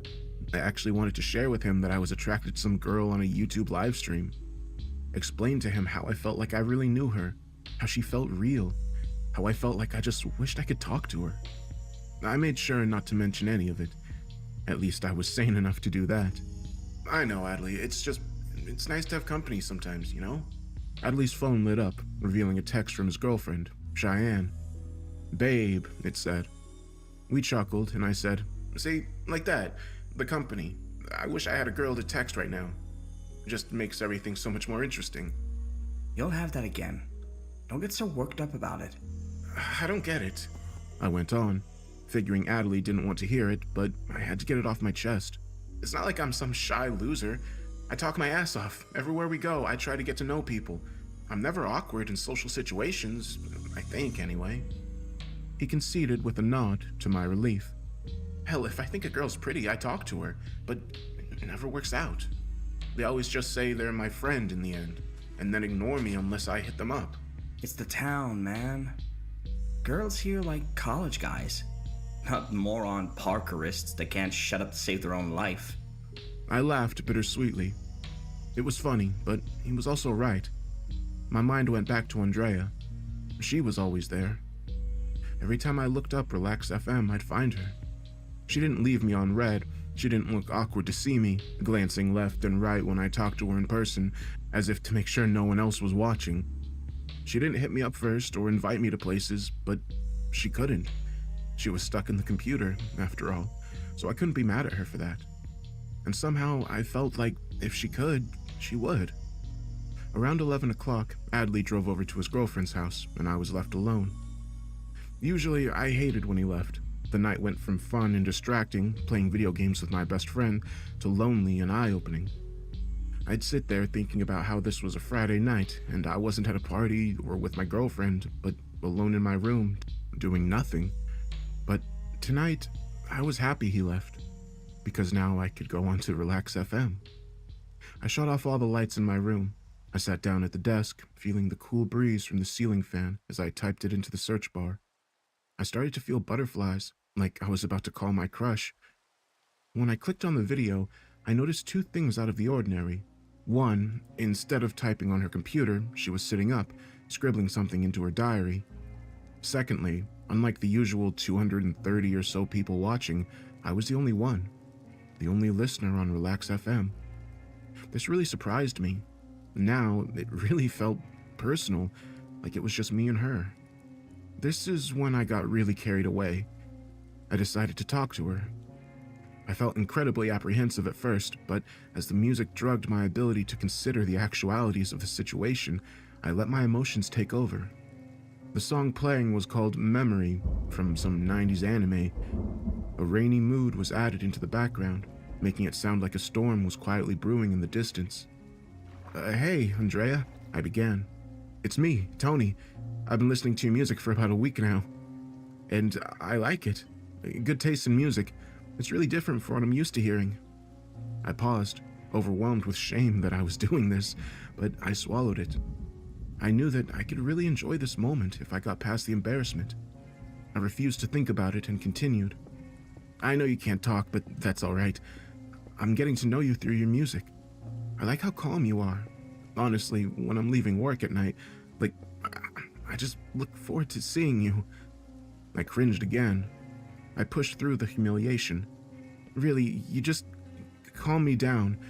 No matter how stupid the night is, Look, I know you're not real, but it's like, to me, you are. I wish the YouTube account behind the video wasn't simply called Relax FM. I hope that maybe the girl was the actual content creator, and her name was really Andrea. After all, the girl was realistic enough to be an actual person, maybe just with some sort of video filter. And if that were the case, then maybe I could reach out to her. But at the same time, I was glad that wasn't the case. What if I did, and the girl didn't actually act the way I thought she would, or she didn't like me at all, like a lot of girls do? I talked to her a little longer that night, but the music calmed me down to the point that I decided I should get some sleep.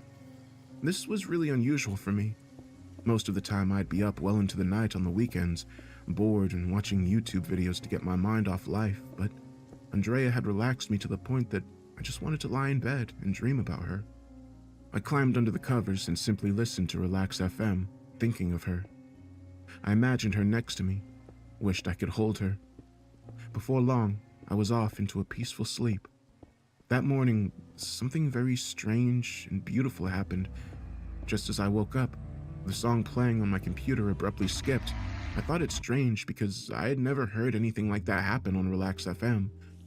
It was always a steady stream of music with no interruptions or crashes. I sat up and walked over to the computer. The song playing was called Good Morning, Handsome. I caught my breath. Good morning, Andrea, I whispered. What are the odds? I thought. That song just happened to start playing right when I woke up, and the other song ended so suddenly, like she had changed the song.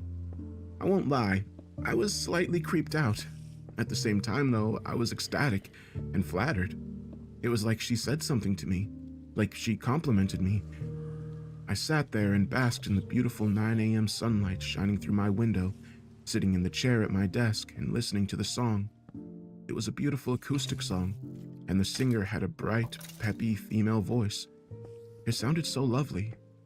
It actually began to fill my heart with butterflies. I glanced at Andrea. She was lying on her back in bed this time, her raven black hair strewn about all along the mattress beside her. Her eyes shut calmly. For the first time, I saw a smile on her face. It was slight, but it was there. And still, I was the only one watching. I smiled at her. "Good morning, Andrea." Quite a bit of time went by until the next strange occurrence happened. In the meantime, Relax FM became part of my day-to-day life. I was still mysteriously the only one tuned into the video, and after the good morning incident, I didn't feel any more apprehension. I'd talk to her pretty much every night about my day, and I listened to the station all the time. On the way to school, on the way to work, on my way home. It was nonstop. And honestly, I was a happier person. I felt fulfilled. I didn't feel lonely at all anymore. And I wasn't even bombarded with embarrassment when I was alone and thought about her. She felt so real to me. Anyway, sometime in September, I was doing a school project. It was in my American history class, and we were in the computer lab to work on our presentations. We had a substitute teacher that day, and I figured he wouldn't give me hell for listening to music, since he was a pretty laid-back guy. I plugged in my headphones and went to YouTube. I typed in Relax FM. It didn't pull up. There were other unrelated videos, but it was nowhere to be found. "No," I gasped, horrified. No, where'd she go?" I scrolled up and down relentlessly. I couldn't believe it. I searched all over, even retyping it pointlessly, but it didn't pull up. It was nowhere to be found. I was totally crushed. I could barely even focus on the presentation as I logged into my email and pulled up my PowerPoint. I tried to start working on it, but I couldn't. I was too crushed. I went back to YouTube. I was so desperate to type it in again. I gasped in relief as it pulled up. I clicked on it instantly, and the music completely soothed my worry. I started to think about how strange it was that I couldn't find it initially. Why was it missing for a second? I contemplated it when I realized something. It pulled up when I was logged into my account, and was nowhere to be found when I wasn't. I sat back in my chair. Is that? No. I decided to test it. I closed the browser and logged out. Sure enough, when I searched for it on YouTube, it was mysteriously absent. Now I began to consider that I was the only one ever listening. An amalgamation of dread creeping up my spine and utter excited disbelief overcame me. I didn't know what to think about it. I hadn't added it to a playlist or even subscribed to Relax FM. There wasn't any reason it should be linked to my account at all. I started to consider how the views went from around 230 to 1. It was night and day. One day it was a group of people, and the next day it was only me. And it was only me since. I'm the only one that can find this video, I said to myself. My mind went back to the morning that song skipped. It was all starting to feel deliberate. I'd never felt such a duality in my life. A good part of me was absolutely terrified. I started to almost feel watched. And then another part of me was beaming. It was like Andrea was real. She was influencing reality. She was part of real life. I now started to think that I should tell Adley. But would he get it? Well, maybe I'd just not describe how I felt about Andrea. I'd just tell him about it objectively and see what he thought. That afternoon, we met up after school. It was a rare day off from work, and we did what we usually did on weekend afternoons: parkour. We drove to his house after school, each in our separate cars, and he left his in his driveway so we could head downtown in mine. He played some upbeat music on the radio, and it was the first time I hadn't listened to Relax FM in my car in God knows how long. When we got downtown, we parked off by the train tracks, and our spree began. We darted through the alleys like phantoms, jumping off walls, scaling pipes, tic-tacking over trash cans, and rolling onto concrete from falls. We made especially sure to always look out for cops and store owners, but there wasn't a lot of either on this side of town. We were just at the outskirts of the ghetto, and the buildings were a run-down parkourist paradise. At last, around 7 o'clock, we took a break on the roof of the community event building. It was a pretty large structure reserved for local functions, community meetings, and the like, and stood 4 stories off the ground. We each bought sodas from the gas station down the block, and didn't open them for a little while so they wouldn't spray us, considering how shaken up they'd gotten. As Adley opened his Dr. Pepper and took a fresh swig, I figured it was time to tell him. "Hey, Adley," I faced him. "Can I tell you about something kind of weird?" Yeah, sure, man." He nodded, wiping soda foam from his lips and his jacket sleeve. "So, I've been listening to this station on YouTube. It's called Relax FM. I found it on my way home from work a while ago. I've been listening to it pretty frequently. So, what about it? Well, some weird stuff's happened since I started listening to it. But, okay, so when I first found it, there was a little over 200 or so people watching it at any given time. But then one night, all of them stopped watching. I was the only one. Huh? Yeah, weird, right? I was the only one watching, and no one's ever watched it since. It happened overnight. Yeah, that is weird. Well, it gets weirder. So the other day, I tried to pull up the video while I was at school, working on a PowerPoint for Bjerk's class, and I couldn't find the video. I gave up and logged into my email to start working on my PowerPoint, then searched the video again, and boom, there it was, first result. So, you couldn't find it until you searched on your account. Yeah, and okay, so this one morning I listened to it when I went to sleep, and, well, it was still playing when I woke up. But right as I opened my eyes, the song instantly changed. I walked over to see what song was playing, and dude, it was called Good Morning. He started to chuckle. What, man? Tony. Come on. Yeah, I mean, it's a little weird, but not that weird. I don't know, I think it's pretty strange. Why am I the only one who can find it? If they made the video private, I'm not even subscribed. And it just happened overnight. No one listens to it but me. Yeah, that is a little bizarre. You hear anything weird while listening? No, just really peaceful music. Well, don't get too caught up in it then. I'm sure it makes sense somehow. I didn't like that it was starting to creep me out. I really liked the way I felt about Andrea. I decided that Adley was right, and there wasn't anything going on with worrying about. I should enjoy the coincidences, because they made me feel like Andrea was really there. Sure enough, I continued to listen to the station daily. Andrea seemed to be livelier and livelier as time went on. When Halloween passed, she was dressed up like a black cat the entire day. She looked so cute. Now, with Christmas coming up, she was dressed like an elf. The coincidences with the song names didn't stop either. Sometimes it'd say something like, "You look beautiful today," and the next song would be something like, "You're too kind." Or I'd tell her I was having a bad day, and all the songs would be about cheering the listener up. One time, I told her I loved a song called On My Way Home, and what do you know, it was the very next song that played. And I found her doing things more too. Instead of just staring her icy blue eyes into her computer screen while lackadaisically typing her keyboard, like when I first logged on. She was usually writing in her diary or even drawing. Sometimes when I was going to bed, I'd tell her goodnight, and the next time I looked at the computer, she'd be lying down in her bed, eyes closed, listening to the music with me. Sometimes she'd just stare off into space from her bedroom window. I loved when she did that. When she was just sitting up by the window, I could see every feature on her perfect skin. Her wavy black hair blanketed her petite shoulders, and she'd rest her cheeks in the palm of her hands with this queenly gaze fixed on the stars. It was breathtaking. I loved to watch her stomach gently rise and fall with her breathing. I loved the way her other hand lay on her smooth thighs, showing her polished black nails. I wanted nothing more than to sit in the chair next to her, throw my arm around her shoulder, stare at the stars myself, and just listen to the music with her. I was in love. Yeah, and I don't regret it either. It was beautiful being in love with Andrea. She intoxicated me. She had this way of just pulling me out of reality, into the stars with her. She'd make me feel this warmth all over my body, like the summer sun was rising from my very heart and warming me. It's something no tangible girl ever made me feel. When the school year was almost over, I'd formed such an attachment with her that I even mentioned it to Adley. I couldn't contain it anymore. I told him how she made me feel, and how I felt like she was really there, even though she was obviously fake. Which I didn't know if I necessarily felt that last part, but I said it to him so he wouldn't be too concerned.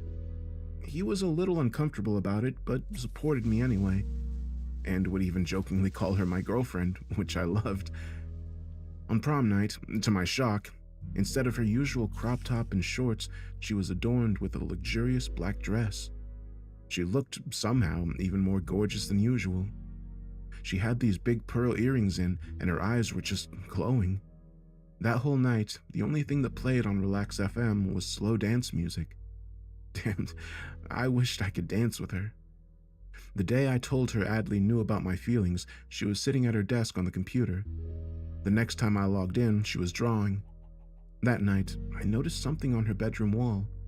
When she was lying down to sleep, among all the posters and pictures, a heart was drawn, and in the middle it was A and T. It took my breath away to see that. I wondered if it had been there the whole time, so I looked at some of my screenshots that I'd taken of her. It wasn't there in any of them. It was new. I showed Adley, and he was genuinely surprised by it, but still mostly under the belief that it was a weird coincidence, and that I was slightly crazy. Sometimes I even felt a little crazy, but I loved it. If loving Andrea made me crazy, then I was fine with crazy, because loving any other girl just made me feel disappointment at best and heartbreak at worst. But sometimes, a horrible thought would plague me. What did this matter anyway? What would come of this thing I had with Andrea? Because really, she was just an animation on a computer screen. And yeah, there have been some pretty wild and beautiful coincidences, but she couldn't really be alive, could she? And she couldn't really interact with me, right? I told her that once, that I felt bothered by the future, that our love could never be anything more than me talking to a screen about my life and listening to music and hoping for coincidences that made her feel real. Part of me just couldn't believe it though, that she was fake. The A and T on the wall, Andrea and Tony. It had to be about us. It just had to. That was the conclusion I reached, but I just couldn't be sure. Until July 2016.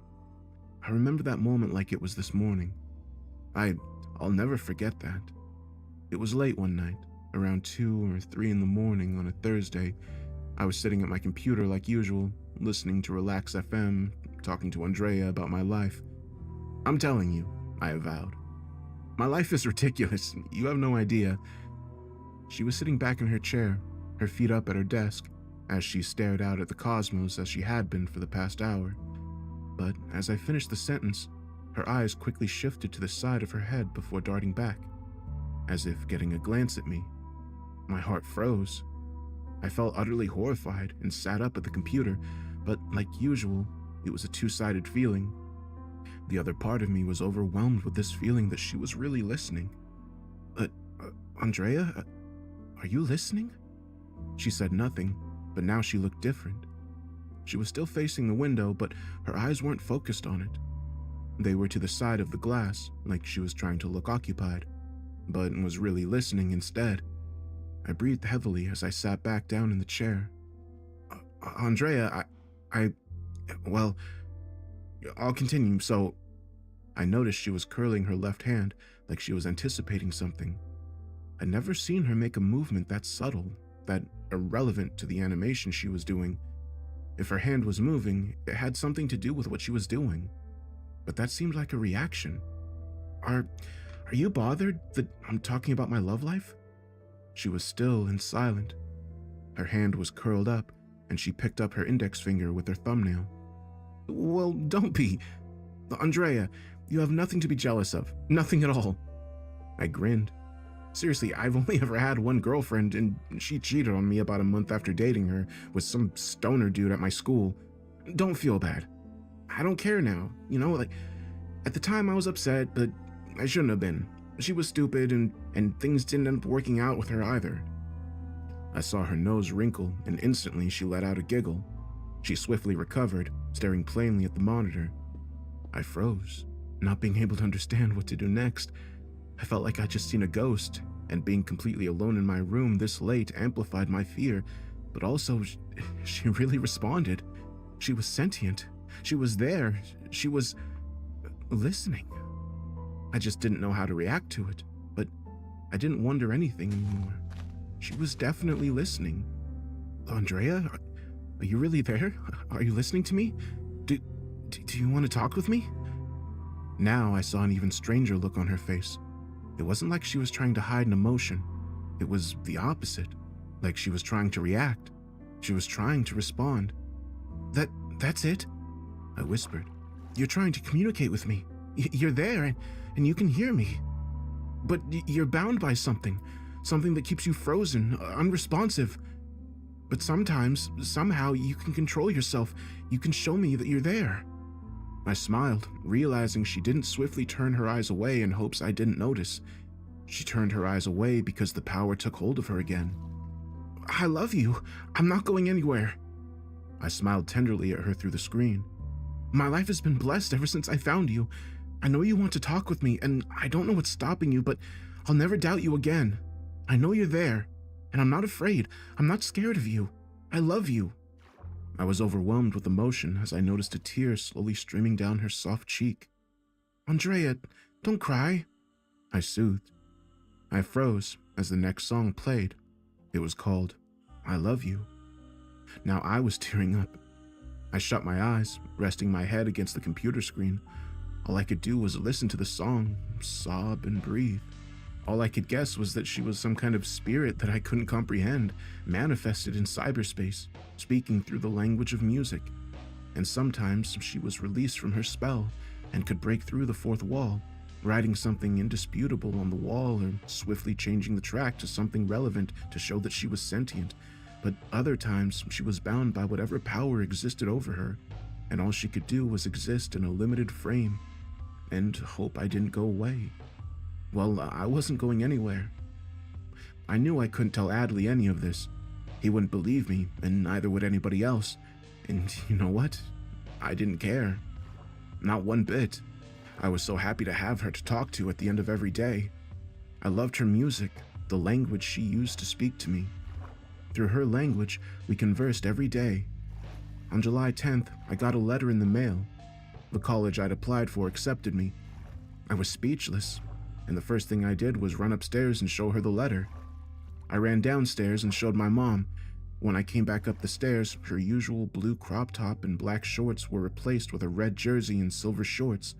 She was smiling smugly, looking out of the window into outer space. "My school colors." I smiled at her. Most of the summer, I spent either hanging out with Adley or sitting behind the computer listening to Andrea's music. Her voice. Sometimes I'd just go on drives and enjoy it, talking with her from time to time, and other times focusing on what she'd had to say. We'd even taken up the habit of watching movies together. I'd play a movie on the computer, and she'd be facing hers, and I knew in my mind that wherever she was watching it too. But nothing too surreal happened again since that moment on July 6th. Though I felt fulfilled by her, there were times I was just overcome with longing. I wanted so badly to just be able to hear her voice, her laugh. I bet it was gorgeous, the prettiest laugh I'd ever hear. And if her laugh alone could give me butterflies, I could only imagine what her voice sounded like. It was so unfair that we couldn't really talk, or hell, that I couldn't hold her hand, that I couldn't really take her to the movies, that I couldn't pick her up from her house and have a dinner with her and her family and really take her to prom.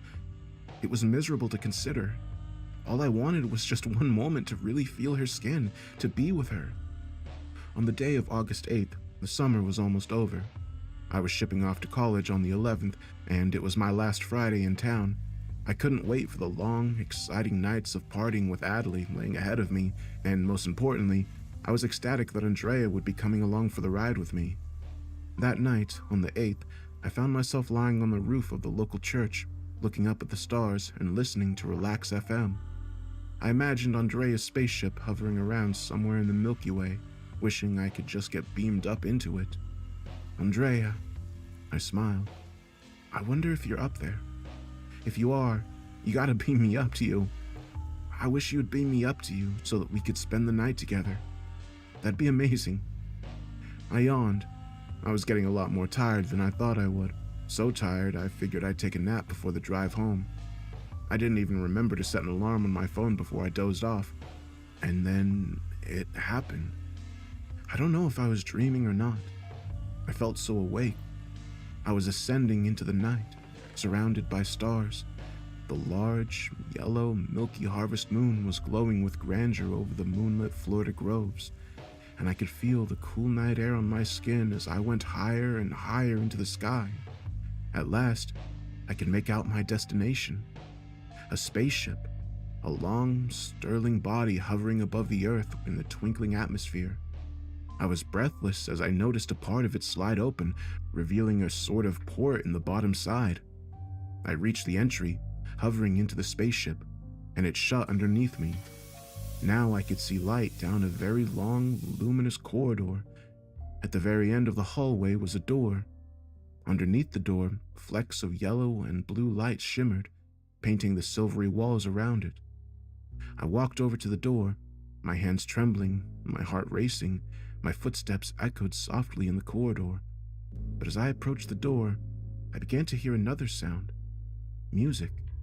There was no mistaking it. Relax FM. Now I was within 20 feet of the room. I could see words hanging from a sign on the door. The handwriting was all too familiar. It said, Andrea's room. I reached the door. Standing before it, my heart was fluttering, and my mind was racing. It slid open. An aroma of perfume met my nose, and I saw with my very eyes the same room I'd glanced through my computer screen for the last year of my life. I even saw the left side of the room that I couldn't usually see due to the angle. It was all there, right before my very eyes. And there, looking out into the shimmering night sky, was Andrea. She wore a midnight blue crop top and black shorts. Her gorgeous black hair streaked down her back and shoulders, and her flawless face rested in her smooth palm. I'm here. I began to chuckle, feeling a tear run down my face. Andrea! I heard her begin to giggle, the same giggle I'd just heard once before. She turned around. My heart stopped. For the first time, those perfect blue spheres of vibrant ice were locked with mine. She wasn't looking anywhere else. She was looking at me. She jumped up, running over to me. Before I knew it, her arms were clasped around me, and she was embracing me in a hug. I could feel her body warmth, her breath, her tears as they began to glide down her cheeks and onto my shoulder. I was crying too. We just stood there holding each other. I don't know how long that moment was. Time seemed to be non-existent during it. We were just suspended there in that moment, in that room, embracing one another. And then she stepped back and faced me. Tony. I couldn't believe how her voice made me feel. It absolutely intoxicated me, like fine wine or a view of Earth from outer space. It was incomprehensible to really hear it. Listen, you need to go back now. Okay, my love? No, I shook my head. That was too short. I need you to leave, Tony. She looked very serious, though also deeply saddened by the thought. Tony, we need to leave now, love. I don't understand, but... Okay, Andrea. I acquiesced. She stared into my eyes one last time. Please. Please promise me you'll never leave me, Tony. Her voice carried a slight tinge of desperation. Of course I'll never leave. I'm not going anywhere. I'm yours. I promise I'll see you again, she assured with a poignant whisper. A tear streaked down her face. Slowly, her arms folded around my lower back, and before I knew it, she was holding me against her, kissing me. Our teary cheeks touched, then she pulled back. She shivered. Her polished black fingernails traced up the wall on the left side of the room, reaching a button that had always been out of frame. Her palm rested on it. She looked down and shut her eyes. She pressed it. To my horror, the window launched open, and a vacuum force ripped me across the room. My hand slammed into the window pane on the way out, sending a shockwave of pain through my knuckles. I let out a shriek, but the moment I left the room, I was silenced. I was terrified as my body spun wildly, seeming to drift out into nowhere. Then I noticed the Earth was getting closer and closer, and before I knew it, I was back in Earth's orbit, and my spinning slowed to the point that I was still. I no longer sensed the freefall. Now it was like as if I were hovering down peacefully, and I could feel the cool night air on my skin again. When I began to make out my town, and I realized I was above it, a strange, overwhelming exhaustion came over me, and before I knew it, I was unconscious. Hey, are you alright? A voice met my ears. I opened my eyes, feeling the inception of a cluster headache as the sunlight ignited my pupils. I could make out a figure standing above me. Huh? He's responsive. He spoke to someone, and the next thing I knew, I was being put on a gurney. Now I was a little nervous. I looked around and realized that, to my awe, I was outside the courthouse. That was at least an hour walk from the church. My car was nowhere to be seen in the area. How the hell? I pondered aloud as they put me in the back of an ambulance. You're okay, Anthony. The EMT assured. Just take a deep breath or two for me. Do you know where you are right now? It looks like I'm at the courthouse. I was at the church last night. You don't know how you got here. He asked as the door shut and the vehicle started. It was at that moment that I could remember being expelled from Andrea's room into the galaxy. And I wasn't telling him that. You seem to be pretty cognizant, Anthony. But oh, is it Anthony, or do you go by something else? Tony. Tony, I'm going to ask you this to cross my T's and dot my I's. Do you know your birthday? When I answered his question and he knew I wasn't delirious, he began trying to walk me through the events of the night. I told him everything, except for the part about being pulled into outer space to meet my digital girlfriend. Though otherwise normal, I felt lethargic and my head was pounding. By the time I got to the hospital, I was unconscious again. When I awoke, it was nighttime. I was in a tiny hotel room, and the moon was shining through the open blinds. My mother and brother were there and jumped up to greet me as I became conscious. I told them I honestly didn't remember anything. One moment I was on the roof of the church, and the next I was waking up by the courthouse. The family seemed worried, but more just relieved I was okay. Then another man came into the room. When he entered, my mother nodded.